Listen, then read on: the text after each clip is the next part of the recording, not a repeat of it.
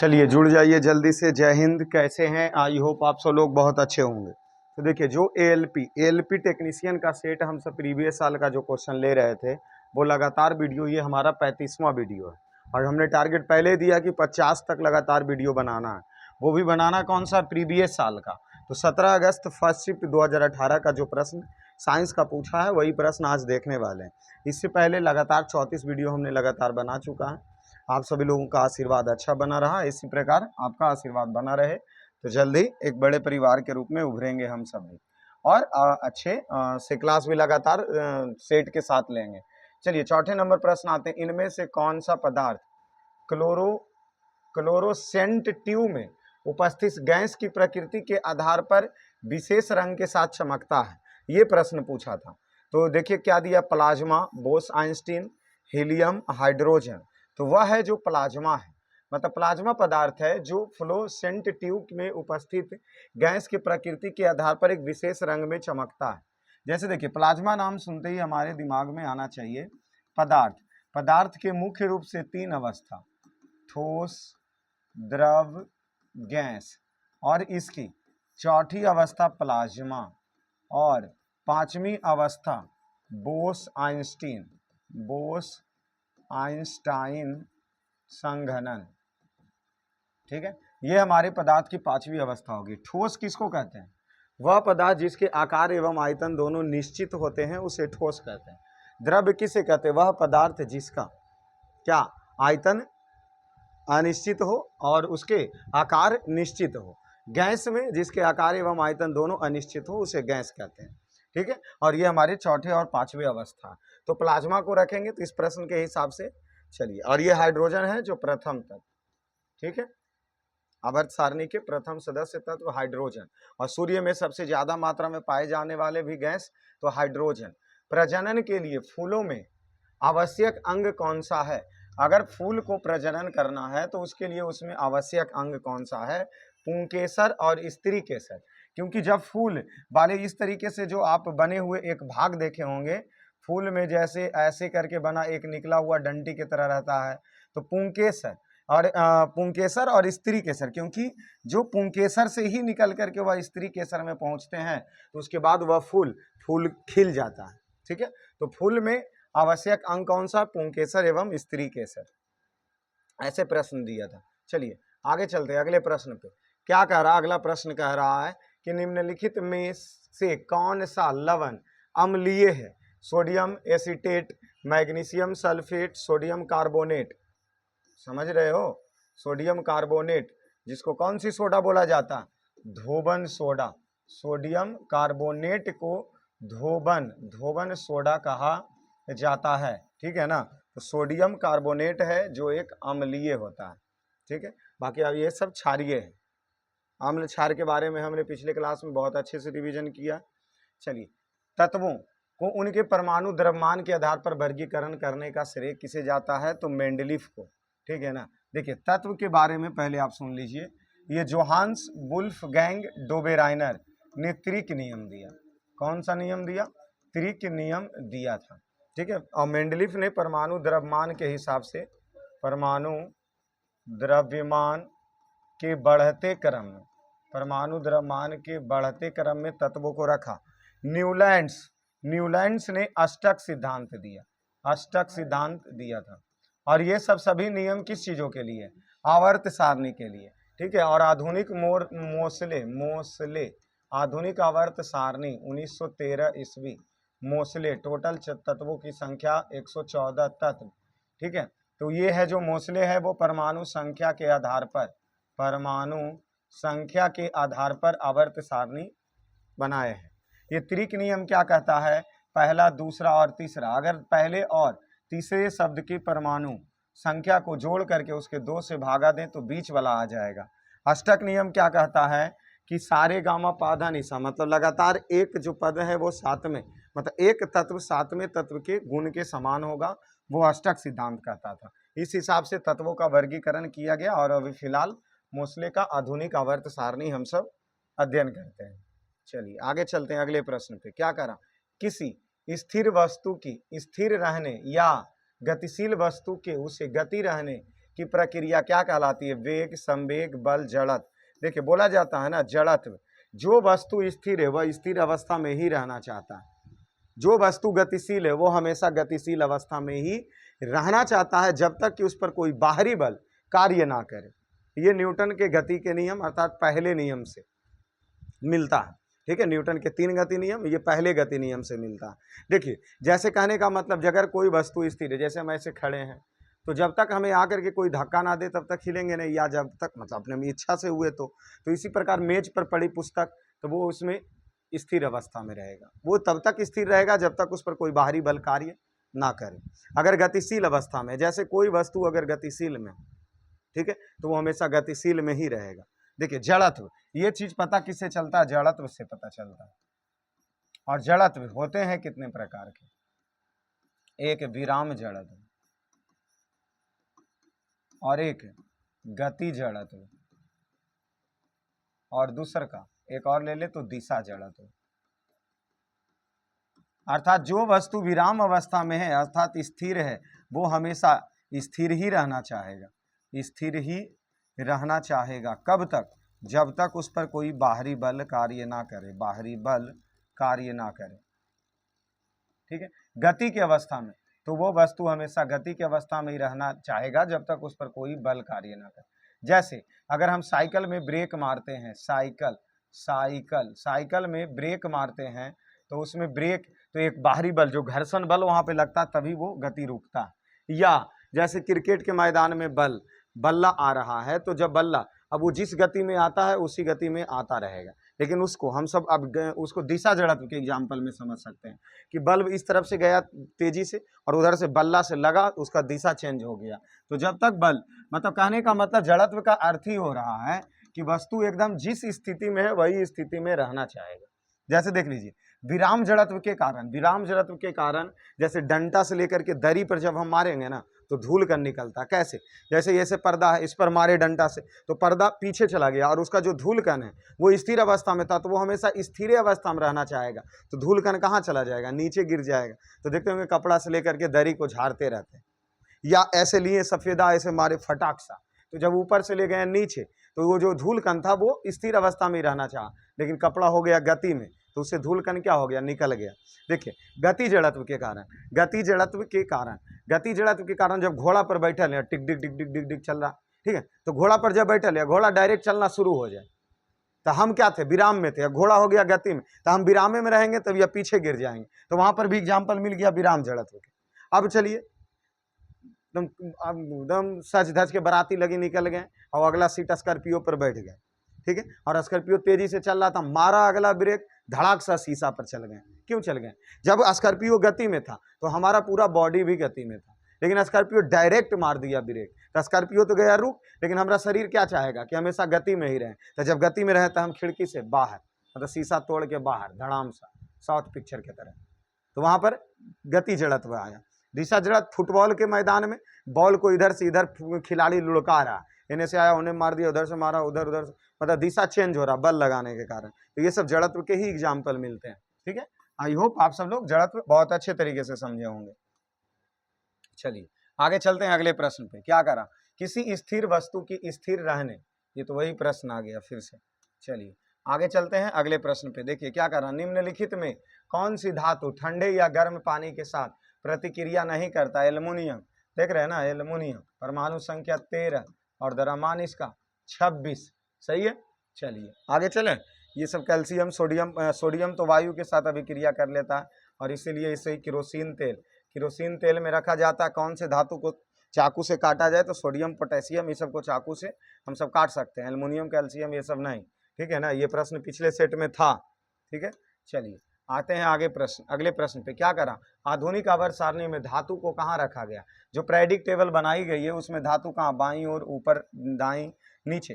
तो जो धातु है उसको बाईं ओर रखा गया और अधातु को दाईं ओर रखा गया, अधातु को दाईं ओर रखा गया, बीच में उपधातु को रखा गया। तो ये हमेशा बाईं ओर, अर्थात जिधर helium, neon, sodium, potassium, rubidium, beryllium, magnesium, calcium जो बाईं की तरफ है, अर्थात वर्ग पहला दूसरा तीसरा, इसी प्रकार जैसे जैसे हम सब बाएं से दाईं और पीरियडिक टेबल में बढ़ते जाते हैं वैसे वैसे धातु का गुण धातु का गुण कमता चला जाता है, धातु का गुण कमता चला जाता है। उसके बाद उसमें फिर उपधातु, उसके बाद लास्ट के दाईं तरफ जो है वो सभी अधातु हैं। ठीक है, चलिए। और टोटल आधुनिक आवर्त सारणी में वर्ग कितना है, जल्दी से बताइए। वर्ग 18। वर्ग को ही हम सब समूह भी बोलते हैं, समूह भी बोलते हैं। आवर्त कितना है, आवर्त कितना है, तो आवर्त की संख्या 7 है। 1 2 3 4 5 6 7। पहले आवर्त में कै तत्व, 2 तत्व। दूसरे आवर्त में कै तत्व, 8 तत्व। तीसरे आवर्त में कै तत्व, 8 तत्व। चौथे आवर्त में कै तत्व, 18 तत्व।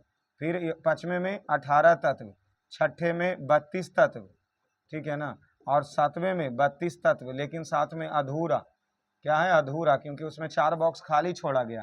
तो ये भी प्रश्न पिछले सेट में पूछा था। ठीक है, तो आई होप आप सब लोग इसको भी ध्यान रखिए। वर्ग, वर्ग 18 को अक्रिय, अक्रिय या नोबेल गैस, अक्रिय गैस या नोबेल गैस के नाम से जानते हैं। वर्ग 17 को हाइलोजन, हाइलोजन, हाइलोजन समूह के सभी तत्वों को रखा गया। और वर्ग 17 में कौन कौन तत्व शामिल हैं, फ्लोरीन, क्लोरीन, ब्रोमीन, कौन कौन से, फ्लोरीन, क्लोरीन, ब्रोमीन, आयोडीन, ये सब है। ठीक है, वर्ग 17 में। वर्ग 15 में जल्दी से बताइए, तो वर्ग 15 में कौन कौन से हैं, वर्ग 15 में तो नाना, पाटेकर, आज, सब, बीमार, अर्थात नाइट्रोजन, फास्फोरस, आर्सेनिक, टीन हो गया, एसबी और बीआई से बिस्मथ। ठीक है, ये वर्ग 15 के तत्व है। चलिए, तो ये हमारा बाईं ओर हो गया। आधुनिक आवर्त सारणी की जानकारी आप लोग अवश्य रखिए। एलपी टेक्नीशियन अवश्य प्रश्न पूछ रहा। मास्टर कार्ड के मुख्य कार्यकारी अधिकारी एवं अध्यक्ष 2018 करंट अफेयर एक आ गया, अजय पाल सिंह बंगा है, तो ये तो 18 का प्रश्न है, इसको छोड़िए, आगे देख लीजिए। किसी एकल आवृत्ति की आवाज को क्या कहते हैं, तो टोन कहते हैं। मतलब कहने का मतलब अगर एक ही आवृत्ति की आवाज हर बार बजते रहे, जैसे गाना के धुन में देखते हैं टोन एकदम काफी अच्छा होता है, मधुर होता है, क्योंकि वो सिस्मेटिक ढंग से एक ही टोन में बजता है। ठीक है ना, उसको क्या कहते हैं, एक ही, जब आवृत्ति उसका समान हो तो टोन कहते हैं। पिच, पिच के कारण, पिच के कारण कोई आवाज, पिच के कारण कोई आवाज पतला होता है, पिच के कारण कोई आवाज पतला होता है, और पिच के कारण ही कोई आवाज मोटा होता है। जैसे, जैसे लड़की, लड़की, ललकी, ललकी, लड़की लेना, लड़की का आवाज पतला होता है, क्यों, क्योंकि इसमें जो पिच की मात्रा होती है वो ज्यादा होती है। और पुरुष, पुरुष की आवाज मोटा होता है, क्योंकि इसमें पिच का मात्रा कम होता है, पिच का मात्रा कम होता है। ठीक है, उसके बाद हर्टेज, आवृत्ति का एसआई मात्रक हर्टेज होता है, आवृत्ति का एसआई मात्रक क्या होता है, हर्टेज होता है। ठीक है, चलिए आगे चलते हैं। ध्वनि अनुदैर्ध्य तरंग, आगे चलते हैं। वृद्धि, वृद्धि हार्मोन कार्य करता है, वृद्धि हार्मोन कार्य करता है हमेशा विकास प्रोत्साहन के रूप में, कभी कभी तो कभी कभी विकास प्रोत्साहन और कभी कभी विकास अवरोधक। तो सही है, वृद्धि हार्मोन, शरीर में तो एक से एक हार्मोन है, ठीक है ना, तो इसीलिए वृद्धि जो हार्मोन है वो कभी कभी विकास का भी काम करता है और कभी कभी अवरोध का भी काम करता है। बायो का प्रश्न, आगे चले। कौन सा भारतीय राज्य सोयाबीन का सबसे बड़ा उत्पादक देश है, मध्य प्रदेश, मध्य प्रदेश, ठीक है ना। और मध्य प्रदेश में तेल भी सबसे ज्यादा होता है, तेल सबसे ज्यादा, तेल सबसे ज्यादा उत्पादन, ठीक है। सार संग्रह वाले में ये प्रश्न था कि तेल सबसे ज्यादा उत्पादन मध्य प्रदेश में, और तेल सबसे पहले तो असम, असम के डिगबोई, असम के डिगबोई जो क्षेत्र है वो तेल के खान के लिए सबसे पहला, असम के डिगबोई में। ठीक है, चलिए आगे चलें, आगे चलते हैं। क्या कह रहा, एक पौधा इनमें से क्या बीज में परिवर्तित होता है, तो बीजाणु, एक पौधा है जो बीज में क्या परिवर्तित होता है, तो बीजाणु ही बीज में परिवर्तित होता है। ठीक है, आगे चले। 1 वाट बराबर कितना होता है, 1 वाट बराबर 1 जूल प्रति सेकेंड, 1 वाट बराबर 1 जूल प्रति सेकेंड होता है। चलिए आगे चलते हैं, अगले प्रश्न देख लीजिए। क्या कह रहा, किसी परिपथ में विद्युत प्रवाह किसके द्वारा संभव है, तो इलेक्ट्रॉन की गति। जब तक कोई भी परिपथ हो, अर्थात कोई भी वस्तु या किसी भी चीजों का, धातु का या कोई भी तार अगर बनाया गया है, जब तक उसमें इलेक्ट्रॉन की गति नहीं होगी तो धारा प्रवाह नहीं होगा, धारा प्रवाह नहीं होगा। ठीक है, तो अगर धारा प्रवाह करना है विद्युत धारा तो इलेक्ट्रॉन की गति काफी आवश्यक है। जल्दी से बताइए, तो प्रोटॉन, प्रोटॉन और न्यूट्रॉन ये किसी भी नाभिक में क्या स्थित होता है, नाभिक में प्रोटॉन और न्यूट्रॉन होता है। इलेक्ट्रॉन इसके 72 कक्षा में क्या लगाता है, चक्कर लगाता है। इलेक्ट्रॉन की खोज किसने किया जल्दी से, तो जे थॉमसन ने किया। प्रोटीन की खोज और न्यूट्रॉन की खोज जल्दी से बताइए, प्रोटॉन की खोज जल्दी से, तो न्यूट्रॉन चैडविक और प्रोटॉन की खोज गोल्डस्टीन और प्लस रदरफोर्ड, ये दोनों याद रखिए, रदरफोर्ड। ठीक है, चलिए तो इलेक्ट्रॉन प्रोटॉन न्यूट्रॉन हो गया। और चलिए बाकी तो विद्युत परिपथ में क्या चाहिए, इलेक्ट्रॉन की गति चाहिए। पीएच में 7 से 14 हुई वृद्धि किसका प्रतिनिधित्व करता है, क्षार का करता है, और क्या, और वो हमेशा हाइड्रोक्साइड आयन देता है। देखिए याद रहे, हमेशा याद रहे, जो भी क्षार होगा वह OH हाइड्रोक्साइड आयन देगा, और जो अम्ल होगा वो हाइड्रोजन आयन देगा। अम्ल हमेशा हाइड्रोजन आयन और क्षार हमेशा हाइड्रोक्साइड आयन देता है। तो हाइड्रोजन आयन है जो कौन देता है, अम्ल देता है, और हाइड्रोक्साइड आयन की वृद्धि होती है। मतलब 7 से जैसे जैसे बढ़ेंगे, जैसे इसमें देख लीजिए, ये हमारे इस हिसाब से पीएच स्केल हम बनाते थे अक्सर 1 2 3 4 5 6 7 8 9 10 11 12 13 और इसको और बड़ा कर दीजिए तो 14। तो जैसे ये 7 हमारा उदासीन हो जाता था, अब उदासीन जैसे इस तरफ बढ़े तो अम्ल बढ़ा। अब एक चीज हमेशा सोचना है कि अम्ल हमेशा हाइड्रोजन आयन देता है और ये हाइड्रोक्साइड OH आयन देता है। ठीक है, अब देखिए जैसे जैसे इस तरफ बढ़ेंगे तो हाइड्रोजन आयन का मान बढ़ता जाएगा। उसी प्रकार 7 से जब 14, ये प्रश्न वही कह रहा था कि 7 से जब 14 की ओर जाएंगे, 7 से जब 14 की ओर जाएंगे तो हाइड्रोक्साइड आयन में क्या होती जाएगी, वृद्धि होती जाएगी। तो कमी नहीं मारना है, ऑप्शन सी हमारा वृद्धि मारना है। ठीक है, चलिए ये भी प्रश्न हो गया, आगे बढ़ते हैं अगले प्रश्न पे। क्या अगला प्रश्न दिया है, देखिए कि कौन सा अस्थायी उत्तक एक पौधे की कठोर और मजबूत देता है, तो वह स्क्लेरेनेकाइमा है। पेरेनेकाइमा क्या है, उसको लचीलापन बनाता है, पौधे को लचीलापन बनाता है। जैसे देख लीजिए कि हम सब पौधे में अगर उत्तक की बात करें, पौधे में किसकी बात करें, उत्तक की बात करें, तो उसको हम उत्तक के 2 भागों में बांट करके देख सकते हैं। ठीक है, एक होता है अस्थायी उत्तक और दूसरा होता है विभजयोत्तक उत्तक। देखिए विभजयोत्तक उत्तक को भी अगर हम सब देखें तो इसके उत्पत्ति के आधार पर ये भी 2 प्रकार के होता है। उत्पत्ति के आधार पर ये 2 प्रकार के होते हैं और स्थिति के आधार पर यह 3 प्रकार के होते हैं। स्थिति के आधार पर 3 प्रकार, जैसे ये पौधा का अगर टहनी है तो इसके ऊपर वाले भाग को शीर्षस्थ विभजयोत्तक और बीच वाले भाग को एक मध्य विभजयोत्तक और नीचे पार्श्व विभजयोत्तक। ठीक है, तो शीर्षस्थ विभजयोत्तक के कारण पौधे की लंबाई खिंचती है, पौधे की लंबाई, और जो मध्य पार्श्व विभजयोत्तक है बीच वाले, इसके कारण पौधे की मोटाई बढ़ती है, पौधे की क्या बढ़ती है, मोटाई बढ़ती है। ठीक है, और ये जो हमारे अस्थायी उत्तक होते हैं, इस अस्थायी उत्तक में ही ये शामिल है, कौन सा वाले, स्क्लेरेनेकाइमा। ठीक है, स्क्लेरेनेकाइमा, पेरेलेनेकाइमा, लचीलापन, कोई पौधा ज्यादा लचीला होता है तो पेरेलेनेकाइमा के उसके बीच में वायु भरा हुआ होता है। जैसे जल में जितने भी कुंभी वगैरह होता है उसमें पेरेलेनेकाइमा की मात्रा ज्यादा होती है, उसके कारण वो लचीलापन ज्यादा होता है। ठीक है, चलिए आगे चलते हैं। क्या कह रहा हूँ, इसको अच्छा से पौधे का उत्तक की क्लास अच्छे से ले लेंगे, पहले 50 तक सेट पहुंचने दीजिए। एक शुष्क सेल में ऊर्जा किस रूप में संग्रहित होता है, तो बैटरी में रासायनिक ऊर्जा। और देखिए ऊर्जा के बारे में हम तो यही कहेंगे कि ऊर्जा कभी नष्ट नहीं होता है, ऊर्जा का रूपांतरण होता है। जैसे यहाँ एक प्रश्न ही लिया है ना, बैटरी, तो बैटरी में रासायनिक ऊर्जा को यह बदल देता है विद्युत ऊर्जा में। ठीक है, रासायनिक ऊर्जा को विद्युत ऊर्जा में, तो आप ऊर्जा रूपांतरण भी अवश्य देख लीजिए। ठीक है, क्योंकि हम बाद में तो कंफर्म है कि करवाएंगे ही करवाएंगे। कोई भी यांत्रिक ऊर्जा किसके 2 होते हैं, यांत्रिक ऊर्जा किसके 2 योग होते हैं, तो स्थितिज ऊर्जा प्लस गतिज ऊर्जा। स्थितिज ऊर्जा का सूत्र क्या होता है, mgh, और गतिज ऊर्जा का 1/2 mv²। चलिए अगले प्रश्न देख लेते हैं। निम्नलिखित में कौन बादशाह अकबर के दरबार में 9 रत्न में नहीं था, तो उस्ताद अली खान जो नहीं था, बाकी फजल अली थे, फकीर अजीउद्दीन थे, राजा टोडरमल था, तो ये सब सभी थे, बाकी वो नहीं थे। चलिए आगे चले अगले प्रश्न पे। क्या कह रहा 70, ऐसी कौन सी धातु ऑक्साइड है जो अम्लों के साथ साथ क्षार के साथ भी प्रतिक्रिया करता है?